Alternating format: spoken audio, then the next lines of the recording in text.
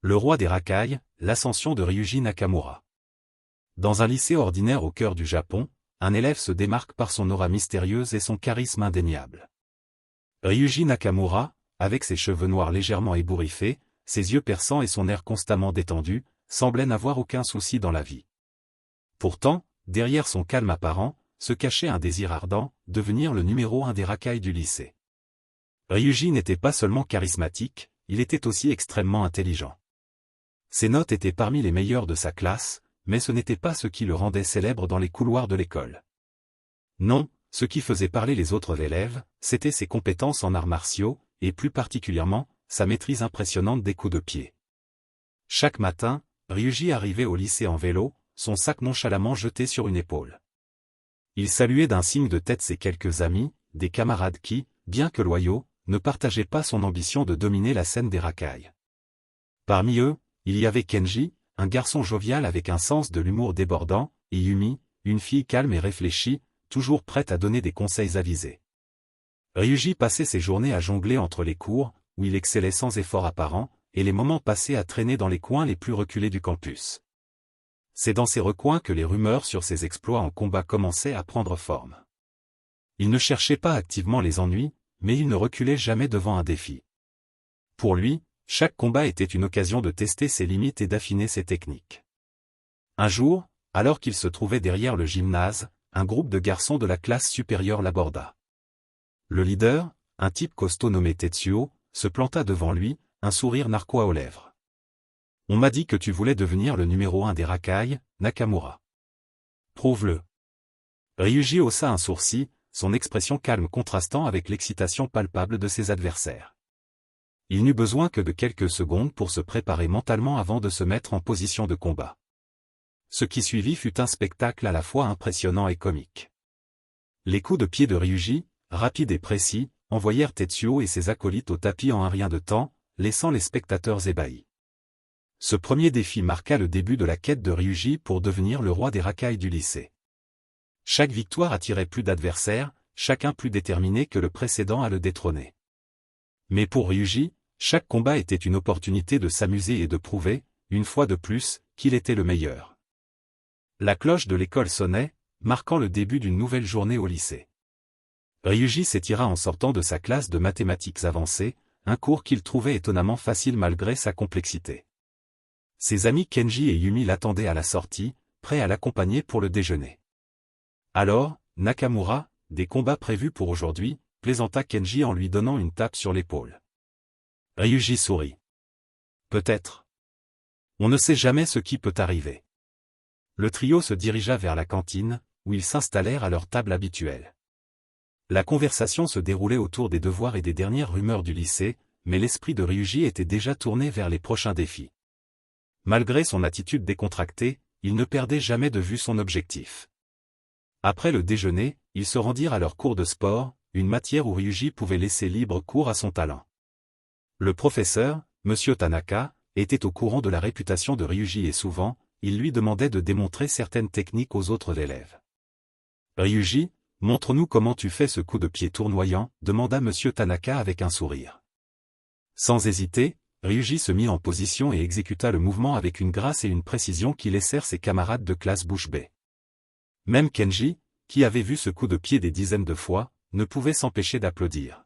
« Et voilà, mesdames et messieurs, le futur numéro 1 des racailles, » déclara Kenji avec un clin d'œil, provoquant des rires dans l'assemblée. Ryuji sourit, appréciant le moment de légèreté. Mais au fond de lui, il savait que chaque jour le rapprochait un peu plus de son but ultime. Les prochains défis seraient plus durs, et il devait être prêt à tout. La rumeur de la défaite de Tetsuo s'était rapidement répandue dans tout le lycée. Ryuji était désormais au centre de l'attention, et il ne fallut pas longtemps avant qu'un nouveau défi ne se présente à lui. Un après-midi, alors qu'il se détendait derrière le gymnase, un garçon de la classe supérieure nommé Hiroshi l'approcha. Hiroshi était connu pour sa force brute et son attitude agressive. Il se planta devant Ryuji, les bras croisés, un sourire moqueur sur le visage. « On m'a dit que tu pensais être le plus fort, Nakamura. Voyons si tu peux me battre, » lança Hiroshi. Ryuji se leva lentement, étirant ses muscles. « Très bien, Hiroshi. Montre-moi ce que tu sais faire. » le combat commença avec une intensité surprenante. Hiroshi chargea Ryuji avec une série de coups puissants, mais Ryuji esquiva avec une aisance presque déconcertante. Il attendit le bon moment, puis lança un coup de pied circulaire qui frappa Hiroshi en plein abdomen, le faisant reculer de plusieurs pas. Hiroshi grogna, visiblement irrité. « Tu vas le regretter, Nakamura. » Mais avant qu'il ne puisse attaquer à nouveau, Ryuji enchaîna une série de coups de pied rapides et précis, désarmant son adversaire en un clin d'œil. Le combat se termina aussi vite qu'il avait commencé, laissant Hiroshi à terre, essoufflé et vaincu. Ryuji tendit la main à Hiroshi pour l'aider à se relever. « Bien joué, Hiroshi. Mais tu devras t'entraîner encore un peu. » Hiroshi, surpris par le geste, accepta la main de Ryuji et se releva avec un sourire. « Tu es vraiment quelque chose, Nakamura. Mais je ne te laisserai pas devenir numéro 1 sans me battre. » Ryuji hocha la tête.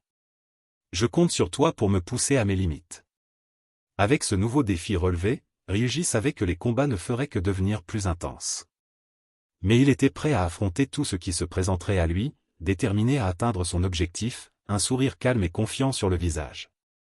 Les semaines qui suivirent le combat avec Hiroshi furent remplies de défis pour Ryuji. Chaque jour apportait son lot d'adversaires déterminés à tester sa réputation naissante de champion en devenir des racailles. Ryuji ne rechignait jamais à l'appel du combat, trouvant dans chaque affrontement une opportunité d'améliorer ses compétences. Un matin brumeux, alors qu'il traversait la cour du lycée, Ryuji fut abordé par une fille de sa classe, Emi. Elle semblait hésitante, mais finalement, elle s'approcha avec une requête timide. « Ryuji, est-ce que tu pourrais m'apprendre quelques mouvements de défense ?» demanda-t-elle d'une voix douce. Ryuji s'arrêta, un peu surpris par la demande.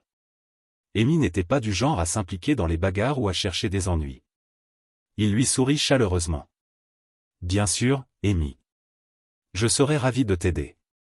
Viens avec moi après les cours. » Emi lui lança un regard reconnaissant avant de se hâter vers sa prochaine classe. Ryuji réalisa que sa réputation commençait à transcender le cercle des combats et à toucher même ceux qui cherchaient simplement à se défendre. Pendant ce temps, les défis de Ryuji se diversifiaient. Il affronta un adversaire rusé qui se fiait à sa vitesse et sa dextérité plutôt qu'à la force brute. Un autre jour, il dut faire face à un groupe de 3 élèves qui tentaient de le submerger en utilisant des stratégies coordonnées. Chaque nouveau combat était une leçon, non seulement pour Ryuji mais aussi pour ceux qui le regardaient combattre. Ses amis, Kenji et Yumi, étaient toujours là pour le soutenir.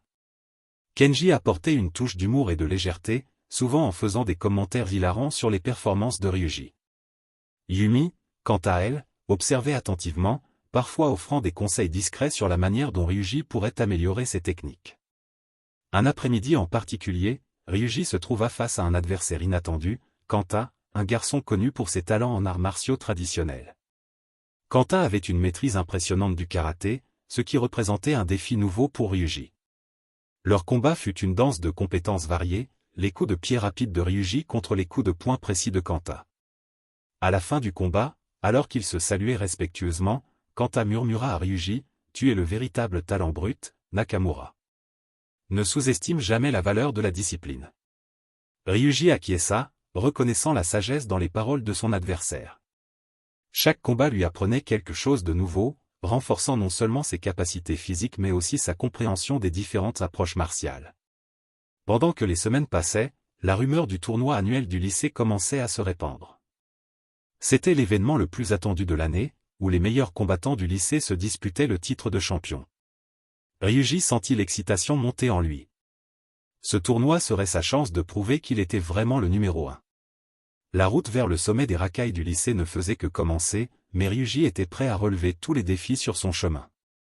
Le lycée était en effervescence à l'approche du tournoi annuel. Les affiches colorées annonçant l'événement étaient visibles dans tous les couloirs, suscitant l'excitation parmi les élèves et attirant les regards curieux des professeurs. Pour Ryuji, c'était l'occasion ultime de montrer ses compétences et de s'affirmer comme le meilleur combattant du lycée. Le jour du tournoi arriva avec une tension palpable dans l'air. Les spectateurs se pressaient autour du dojo du lycée, où l'événement était organisé. Les élèves des différentes classes se rassemblaient, discutant des favoris et des outsiders.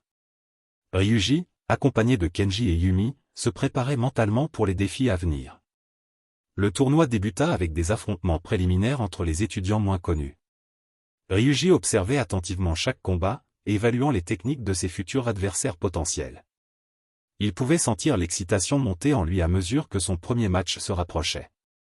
Son nom fut appelé pour le deuxième match du tournoi. Il entra dans le dojo sous les acclamations et les encouragements de ses amis et des autres élèves présents. Son adversaire était un jeune combattant agile, réputé pour sa rapidité et sa ruse. Le combat fut intense dès le début, avec des échanges rapides de coups et des esquives serrées. Ryuji se concentra, utilisant sa maîtrise des coups de pied pour garder son adversaire à distance. Finalement, avec un coup de pied bien placé, il envoya son adversaire hors du cercle de combat, remportant ainsi sa première victoire dans le tournoi. Les tours suivants furent tout aussi exigeants. Ryuji fit face à des adversaires variés, chacun apportant son style unique au combat.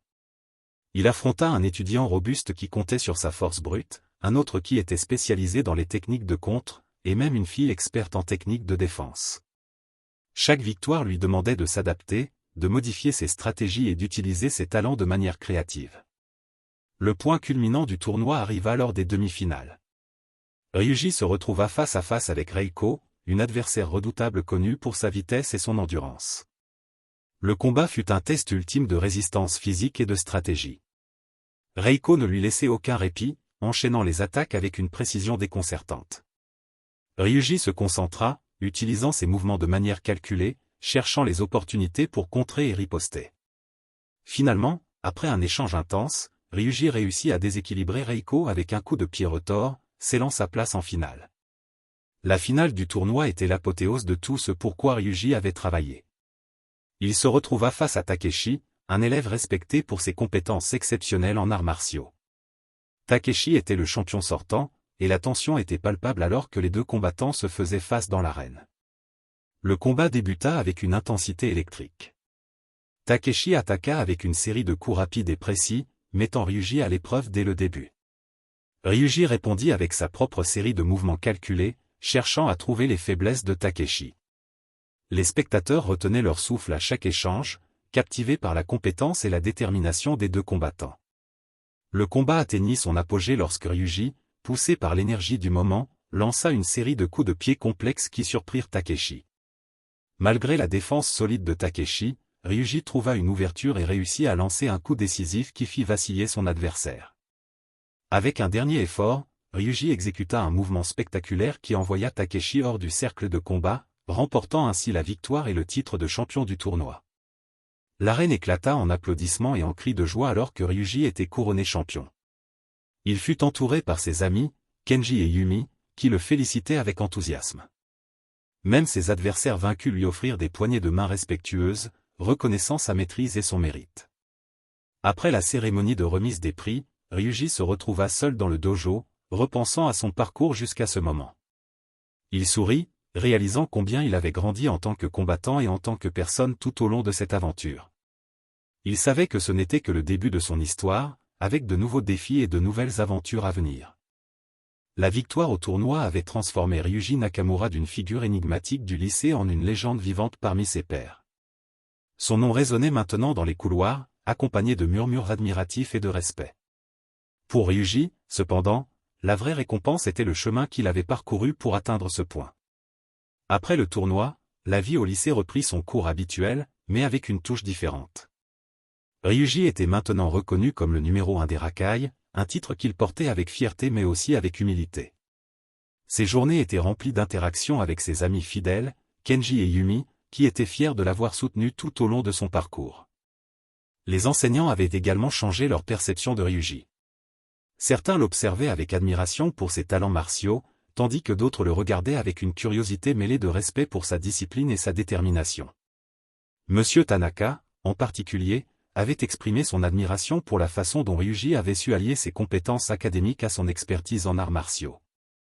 Les défis ne manquaient pas pour Ryuji, même après avoir atteint son objectif initial. De nouveaux élèves arrivaient chaque année, chacun cherchant à défier le champion en titre. Ryuji était prêt à relever tous les défis, sachant que chaque combat était une chance de s'améliorer et de continuer à grandir. En dehors du lycée, Ryuji commença à recevoir des invitations à des tournois locaux et à des événements martiaux. Il découvrit un nouveau monde d'opportunités où il pouvait tester ses compétences contre des adversaires variés et souvent plus expérimentés. Chaque victoire renforçait sa confiance en lui-même et alimentait sa passion pour les arts martiaux. Quant à ses amis, Kenji et Yumi, ils étaient toujours là, soutenant Ryuji dans toutes ses entreprises. Kenji continuait à apporter son humour et son enthousiasme contagieux, tandis que Yumi offrait des conseils judicieux et une oreille attentive. Ensemble, ils formaient une équipe solide, prête à affronter tous les défis que l'avenir leur réservait. La vie de Ryuji Nakamura n'était plus simplement celle d'un étudiant ordinaire. Elle était devenue une aventure ponctuée de défis, d'amitié et de croissance personnelle. Chaque jour apportait de nouvelles leçons et de nouvelles possibilités, et Ryuji était déterminé à vivre pleinement chaque instant. Ainsi se termine l'histoire de Ryuji Nakamura, le numéro 1 des racailles du lycée, mais aussi un jeune homme dont la détermination et la passion pour les arts martiaux avaient inspiré ceux qui l'entouraient. Son histoire resterait gravée dans les mémoires, une preuve vivante que le véritable pouvoir réside dans la persévérance, la discipline et le respect des autres.